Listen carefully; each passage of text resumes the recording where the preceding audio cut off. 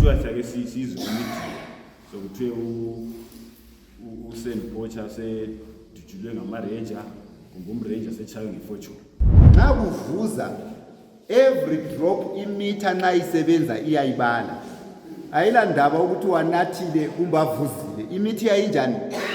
Iyawabala amanzi wona lawana. So lapho kuvuza khona asidinge noplumber babopha into zethu zingavuzi.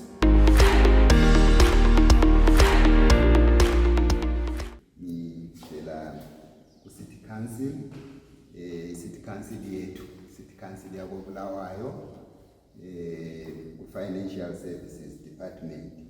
So sikhangelela ukuthi sisebenze ngendlela ezihlakaniphileyo, ezismart, ezingadingi ukuthi usebenze nzima, ozenza at the comfort of your home. Sifuna konke ukuview i-account yakho lokubhadala i-account yakho ukwenza ungikhaya, ungadubeki ukuthi uye ofisini, ungadubeki ukuthi ugade town revenue or spend $, but ukwenze uhlezi ngikhaya. So ke like labona sifake i-advert yokuthi sicela lisinike ama-details ikakhulu ama-phone number, cell phone number, le-email ukwenzela ukuthi silithumezele ama-e-bills, right? Awusabuye ofisini suzenzela at the comfort of your home. Khona phana ku website kuyabe kule string futhi esithi payment. Ungasitshaya sona isana sing payment. So kusithi ukuthi ufuna ukumbhadala njani, ufuna ukumbhadala nge-eCash, ufuna ukumbhadala ngo-Pay Now, ufuna ukumbhadala via the bank, sukhetha. So kusithi ufuna ukumbhadala ngayiphi currency, ufuna ukumbhadala ngeZig, ufuna ukumbhadala nge-US. Wonke ama-details ngendlela yona leyana obuye uzoyenza physically hanjalo. Ofike e-accountant khona phana uthi hayi namhla ngifuna ukubhadala ngeZig, uthi namhla ngifuna ukubhadala nge-US. Kade sisukwenza as long as unemali emafonini akho kumbe ebank yakho sungayimuva iye ku council ungazange uvakatshele ama-office ethu. So ku-bill yakho kuyabe kulama charges bona lawa ama-rates eyokuthwalwa kwamabhimu esewer, and then the fixed charge ye-water, then the VAT, which is your 15.5% ekahulumende leyana. So lawa ama-charges vele kawahluphi, they are fixed. Ahlale fanana inyanga njani yonke, vele kawatshintshi from January to December. Awatshintshi. In fact, for the past 5 years or so, awatshintshi uCouncil ubengavezi ama-bills enanzelela uhlupho lwabantu. Ubesiba le-standstill budget. So ama-charges ethu vele for the past 5 years akulanto kaCouncil ekade ikhwele. Then bese siba lama-charges esithi ngama-variable charges atshintsha nge-level of your consumption ukuthi wena usebenzise okungakanani. Yikho ke lapho kwanti ukuba lohlupho. Amanzi, ungabona ibill yakho yandi ukuba yi-$20, ungayibona isikuyi-$25. Akutshintshanga ama-rates, akutshintshanga amabhimu, akutshintshanga ama-fixed charges esewer, akutshintshanga anything. Kutshintshe kuphela amanzi. Ibill yakho ungayikhangela, i-current billing iyabifanana $25, $30. But i-due and payable ufica ukuthi $120, $200 ngoba ilama-balance is brought forward. Wena susiyakhangela ngaphansi kuphela ukuthi hayi iCouncil yambulala, kanti vele lama-balances akade njani, akade vele ngabhadala. So number 1 lokho kwenza ukuthi kwesinye isikhathi ibill yakho ibe phezulu. Number 2 okwenza ukuthi ibill ibe phezulu, kwesinye isikhathi endlini la kuyavuza amanzi. I think even the north kulamalokitshi vele sesiwazi alama-taps avuzayo, alama-toilet avuzayo. Amanye angikhona uyafica sebotshwe ngebhandiji ama-taps. Uzama ukuthi amanzi angavuzi, awuvela ungeke amanzi wakophe ngewaya. Lama-toilet ufice laphana sokule line etoilet eyiyelo etshengisa ukuthi amanzi ayavuza. Nxa amanzi akho ungathatha khona phana ufike unamathisele itissue, uyayibona itissue isiba manzi, kutshengisa ukuthi lapha kunjani kuyavuza. Nxa kuvuza every drop imeter nayisebenza iyayibala. ayilandaba ukuthi wanathile kumbe avuzile. Imithi yayinjani? Iyawabala amanzi wona lawana. So lapho kuvuza khona asidinge noplumber babopha into zethu zingavuzi. 0 to 5 kiloliters yi-70 cents per kiloliter. I-kiloliter yi-1000 liters. So wena nxa usebenzisa within 5 kiloliters uyakubhadala kuphela i-70 cents per kiloliter. Kodwa lwana osesebenzise waze wafika ku-25 kiloliters usebhadala $2.45 per kiloliter. Ngoba sithi wena usebenzisa amanzi amaningi singelawo. So kufanele ubhadale imali enjani? Eningi. So okwenzakalayo ke yikuthi ungahlala isikhathi eside singazange sibale imitha hanju. Engxe sithi wena i-average yakho, for example, when usebenzisa 10 kiloliters ngenyanga hanju. But ngenxa yokuthi sengihlala isikhathi eside sengibuya sengizoba lamzwana mbala amanzi lawana sebuthelela ku-1 month. Liyakuzwa ngitsho? Sebuye sobuthelela ku-1 month sokukucharger 30 kiloliters nge-1 month. Bese kusenza ukuthi wena sokukucharger wonke amabhenzi lawana kuze kuyefika ku-highest band $2.45 nge-1 month. Ibhili yakho sisiba yini? Qala kaka ibhili. Usuhlaba umkhosi ukuba lawo kansile wambulala.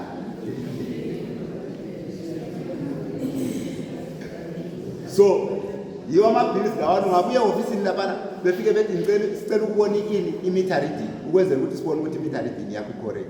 Ukwenzela ukuthi ibhili yakho leyana bekhipha ama-steps lawana amakhulu bewabisele ngenyanga ingakuchayi ngebhili enjani eyinkalakatha be-correct that estimation ukwenzela ukuthi ingakuchayi ngebhili enkulu. Right. Inamba yami 0773 380 384.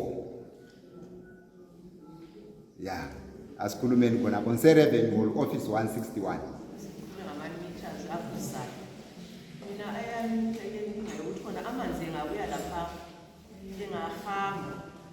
Ungaba nomuntu ovulayo amanzi engasekho imitha iyarana.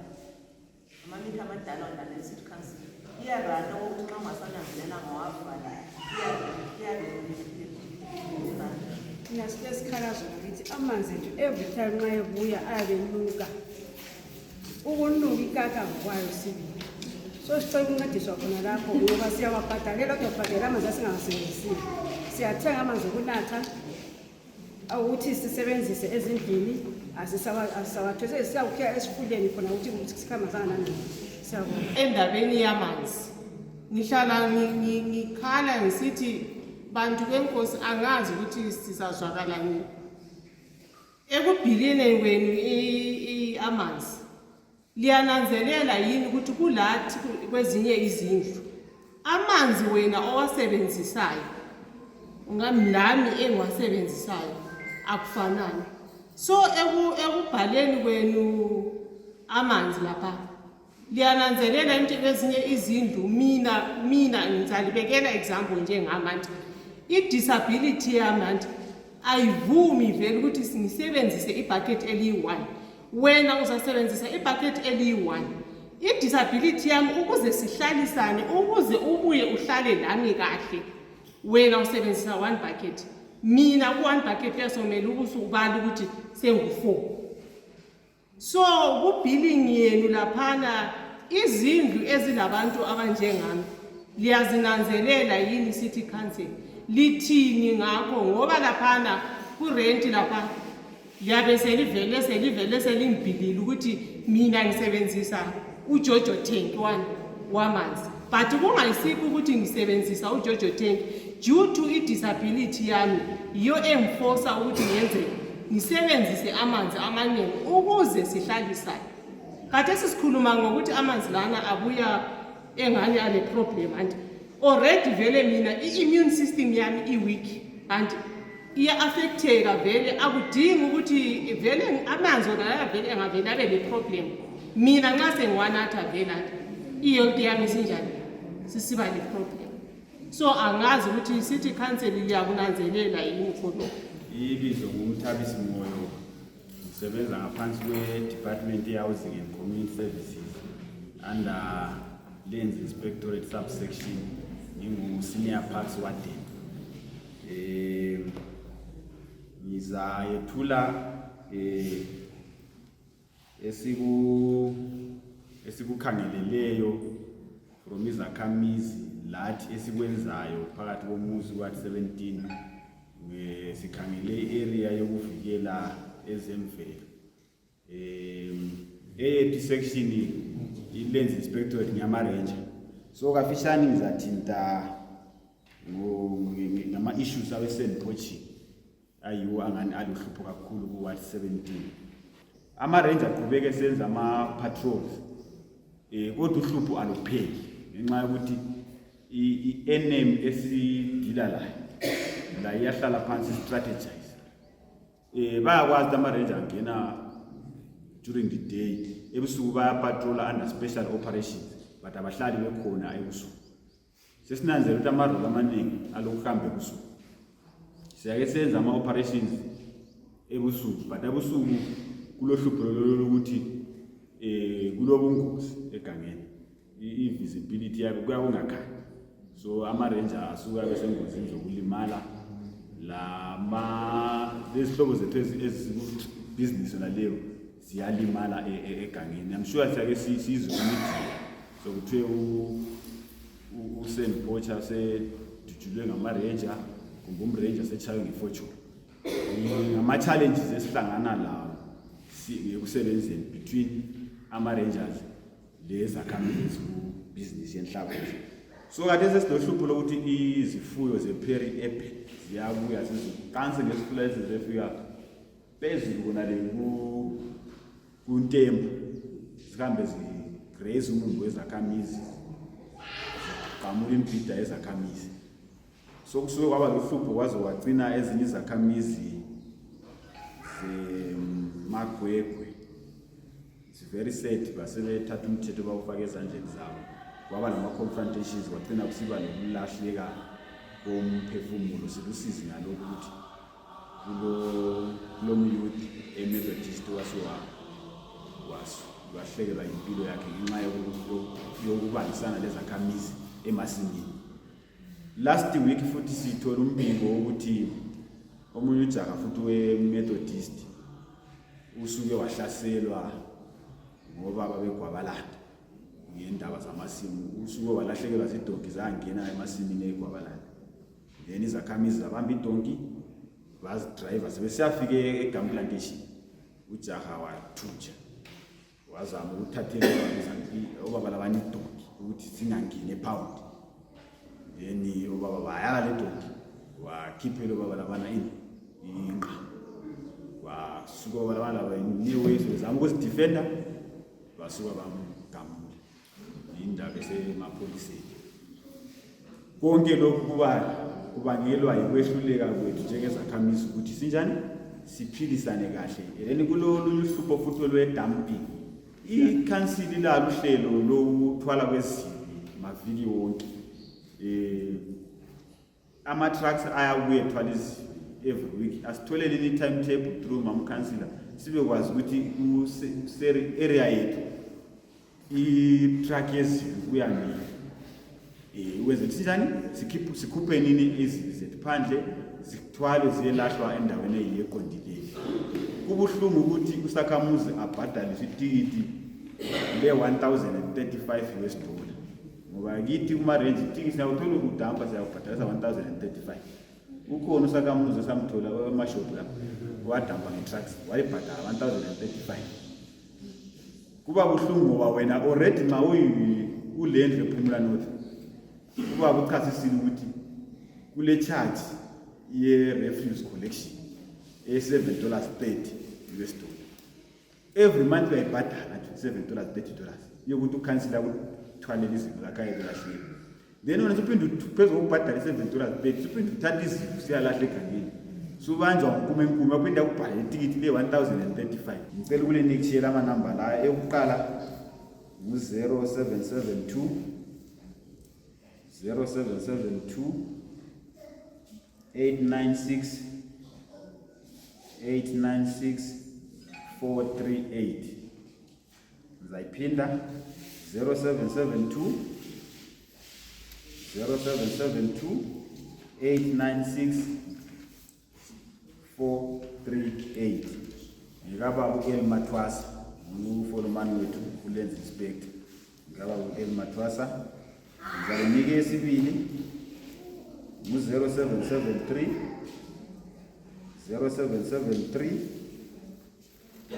281 104. Ubaba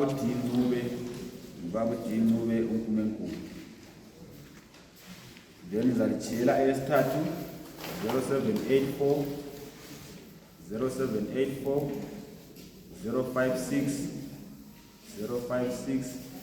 966. Ngaba uEmoyo yena lokhulumayo.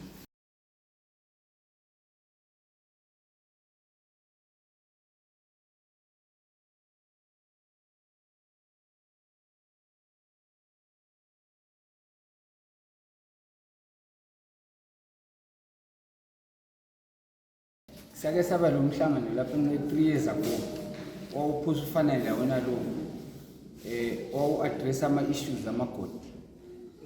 So la millennium ngale ekucineni lezindlu. So sithe sensimini lapha na scape sihlakule insimini. Sabona umuntu otshontsha inhlabathi. Mina sasithethe ama number njengoba ukuthi. Afonela inamba esasiphiwe. Ngakhuluma la umuntu wangikhona esi council lapha. Ngitshela ukuthi kule moto etshontsha inhlabathi so okwandidanisa ukuthi wambuza ukuthi ikhale emoto nje. And by so saying ngabonani ukuthi udlala labantu labo. Wayefuna ukwazi ukuthi yiphi imoto etshontsha ukuze athende kumbe angathende. So ngizama ukuya ku point ukuthi namhlanje ngijabulela ukuthi wena la usipheza akho inamba. I hope nxa sikufonela usozusibuza ukuthi imoto enje. Ngoba nxa usibuza ukuthi imoto enjani, you are telling us ukuthi ufuna ukudecide whether to act or not to act. So samtshela ukuthi imoto eblue kakwezwanga lutho. So kwasikwazi ukuthi liza kulungisa njani. Thina sizalincedisa ngoba lathi sifuna ukusincedisa. Sabafana inkomo bake babuya lenkomo zabe zelusela kwaphana ngakithi nathi lapha eriver lapha. Sabe yathi lenza lizolusela inkomo kapha shinkomo zisidlela. Umfana waphendula wathi kuhamba nelime ekhaya so indawo yesithi council le. Vele zibuyazi vele nje soza ababamba kubinqali isipili lapho. Nanza lifona kakhulu ngoba isikhathi sokuthi inkomo ziyabuya sizide. Leyo izivande zethu esilima khona sizilimela khona zimbili. Uthe watshela ukuthi kuhamba nelime ekhaya abafana laba. Lalaba bezibi angikwazi singamanyana njani thina siyizakhamizi abalahla izibi. Abalahla izibi simna vela ndalo umuntu azanzonde ngabona vele ngiyamceba ibhadali 1000 ngoba kuyenyanyisa ibhulawe ebinganje kuyenyanyisa uhambe kuyefika lokunyathela ukudlula ufike endlini unganje. Na owakuqala kulezibi ezingathathwayo ngabaphakathi ezinjengama-TV lama-chamber mhlawumbe nxa urenovate endlini wakhipha i-chamber ukwazi ukuthi izibi ezinjengazwayo lezo zilahlelwa ngaphi. Okwesithungu indaba yamasiko. Mina ngilima across the road iNtemba road ya. So kwabuya abantu be-church bafika bamawunda eceleni kwensinyana. Ngesikhathi sokusika bayenza yonke idoti ensimini yonke uyathola yonke ingcekeza ongayicabanga enziwa ngumuntu phakathi kwensimu. Then khathesi ngithe ngilimile nganze kokuqhatsha ngoba ngiyagula ngikwanise kulima. Umuntu ongubaba ebabona begezisana lapha besegceleni begeza abantu abangomama wamkhangela wathi ukukhangelani akwazi ukubona umuntu onqunu besenza idoli yabo abayenzayo papa. Uthe sokuvuthiwe umuntu baqala ukubhonula vele ngizathi ngoba bahlala kwaphana balezi imbiza benza konke. Babhonula mina ngingakabheci umuntu. Babhonula ngithe ngibonke bakwenzile ngageca abazange beme baqhubeka begeca up to nesitho ukuthi ngile audio recent ubeke 2 days back. Umuntu ebabona umakhelwane ebabona bebhonule ensimini. Labanye abanguthiwa bafana ngalandela ngafika kasi sethi anje yabona lina ngane senza soliza nkotsha lapho bathi thina umnango kwathi siyenze lapho esikufuna khona. Ungazi uthini ungazi uzamene akula lutho umnango kwathi kasenze sikuthandayo. manje okunjalo lingakukwanisa akwaniseki ngoba into ezikhona zizima ngalawa bantu sebele nkukhu phela lapha uyazuza amaqoqo ekhale kuseni asazi ukumele ikhansile nangazi ngaba lenye plan but ikhansile siyacela kube neplan ekhondileyo ama-church lawa awegangeni ukuthi umuntu uyakhomba ukubona igama sesenza i-church ama-church lawa aseluhlupho kakhulu kobulawayo affect ku-ward 17 kuphela idolobho lonke wananzelela kwezinye indawo futhi azokufakile embele ibomvu uzokufakile embele imhlophe lapha kwa 17 ikhona enye esihluphayo futhi eceleni lapho edwaleni leli elisemva lapho opposite school iyasihlupha sibili i-church leyana siyazinika amatikiti kuba thina yethu ibhayilo yethu ilokunqineka ayikho strong kakhulu ngendlela esifisa ukuthi ngalibane strong manje umthetho wamabhayilo okhanya uvele kunjalo elizwe ukuthi ngokufayindisa siyaba-ishu amatikiti babhadale siba-ishu amatikiti babhadale nxa sebebhadele uhlupha lupheli ngoba ngabhadala itikiti siyabe simthathele ilokhu nxa besonta laphana balamalembu abafaka amatende amarenje afika athatha amatende nalamalembu labana kule ndiwo ezinye indiwo zakhona ziyesabisa ziyabe zilabogazi ziyabe zilabonqama lezinye kule inye ngale tukanepumula old umama ukhansila wasifonela into yangethusa kakhulu ngangikhona nama-pictures akhona silokhu esindawo ekukhompyutha emsebenzini sathola izinto eziningi izembatho zabomama wasethusa kakhulu ukuthi kanti uhamba njani ukuthi omama bathatha izembatho zabo bayazithiya emntwini ongubarika akhona izembatho ezincane ezinye ezihlala zicathile kwasethusa lapha ngizama ukuthi zichazise impilo esizithola zinje then kulamapikitsha namabhrugwe eninji isuke likababa ngobaba ngiyalizwela kakhulu amabhrugwe namanye ongawaboniyo asegangeni kulama-photos ama-photo aprintiweyo enye yayilethela esihlahleni wabethelwa isipikiri fakwamanariti ezinye zifakwe phakathi kule mbodlela enjalo soyafakwa amaphoto omuntu amanye kayobhala amaphepha kwafakwa phakathi kwembodlela kwafakwa izinto eziyimithimithi yizi izinto ezikhona ebantwini bona laba esithi ngamaprofiti kwabanye babo esijala ukwenza ngaze sifikile endaweni enjalo sijala ukutshisa especially lokwesikutshisa yena amalembu anasiwathatha bangabhadala babuya bathathe futhi imaqhaga wona lawana kwangile indiwo zawo bangazibhadala bayazithatha nengqamu zabo bayathatha kubana nxa esebhadela umthetho awusivumeli ukubuyala ngengqamu yakhe nemkhonto yakhe siyamnika phela yikho kuba luhlupho ukuthi izinto lezi azipheli ngenxa yokuthi bayabhadala babuye lwana umfana kanokuntemba lwana and okunye sesikunanzelela ukuthi laba ama-church lawo abanikazi babo abaprofiti bakhona asozakhamizi zalapho ngoba i-fine ticket yethu ile ndawo ukuthi siyakubuza ukuthi uhlala ku-stand number house number kuba luhlupho abala ma-house number yabe ngumuntu kuphela ukuthi vele endaweni enje vele endaweni enje sesikunanzelele kakhulu ukuthi iminingi labo vele asobakhona abantu ababuyayo vela kwezinye indawo okwenza bahlale egangeni kuyayizithisa sihlale khona abo kwenza sihlale khona ngalandle yokuhlala dwala leli ngosokuyisho kuba luhlupho then isikhuthazo engaba laso ukuthi laba bantu sesibananzelela ukuthi bayenza i-church ngendlela yabo esingayizwisisiyo engahambelani lesintu sakobulawayo lesintu semathebeleleni esikucelayo ukuthi ngiyathela phezu kwamazwi kamama ukhansila asingayini nxa kuvuma zakhamizi endaweni ngoba abantu abana singekela ukuhamba sonke la uzasuka ephumula ayedinga amakhastoma kwenye indawo but singaqhubeka sihamba nyakemboni especially ngama-Fridays idwala leliyalechina lapha liyabe lihlophe nke and ngasokunjalo kuba nzima ukuthi ama-range asebenze ngoba ngathi ukuthi afike ukuthi uyamnika itikiti thina ama-congregates esisechechi yithi abokuqala ukusukuma lesitakwena benjalo lo alikhiphi sike saba le confrontation emagwegwe omunye wethu sifake ichechi sathi sithi amkhiphe izakhamizi zahle ungaqalwayo umuntu uyasincedayo silenhlupho lapho umuntu uyasincedayo so ugcina ungasaphumi kahle umthetho ungasasebenzi kahle ungaze kunjalo mina sabe sifisa ukuthi ngasifike endaweni ukuthi siyakhipha amatende kungabi lo muntu opposite uthi hayi bayekele bayenze umsebenzi ngoba nxa sesiyitholile ichechi vele isonta ngazabe sithi zakhamizi sikomani lihambe endlini thina siyaphela sikhiphe esingawuvuniyo lesi singawuvuni ngama-structure zokuthi basonte so usonta siyavala itikiti sikhiphe ama-structure wonke lanafa